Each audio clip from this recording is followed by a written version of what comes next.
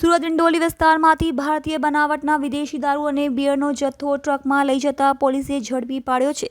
પોલીસે કુલ મુદ્દામાલ ₹10,77,334 મત્તા સાથેનો પ્રોહિબિશનનો ગણનાપાત્ર કેસ શોધી કાઢી આગળની કાર્યવાહી હાથ ધરી છે. ડિંડોલી પોલીસે બાતમીના આધારે રોયલ સ્ટાર પર વોચ ગોઠવી ₹4.69 રેસિડેન્સીના રામકાડ રોડ લાગતી કિંમતો દારૂ ભરેલી ટ્રક સાથે એકને પકડી પાડ્યો છે. પોલીસે ટ્રક અને દારૂ સહિત ₹10.77 લાખની કિંમતનો મુદ્દામાલ કબજે લીધો છે. પોલીસ પાસેથી મળતી માહિતી મુજબ ડિંડોલી પીઆઈ આર.જે. ચુડાસમાને બાતમી મળી હતી. ડિંડોલી રોયલ સ્ટાર રેસિડેન્સીથી રામપાર્ક તરફનો રોડ પરથી દારૂ ભરેલી ટ્રક પસાર થવાની છે. બાતમીના આધારે પોલીસે વોચ ગોઠવી હતી.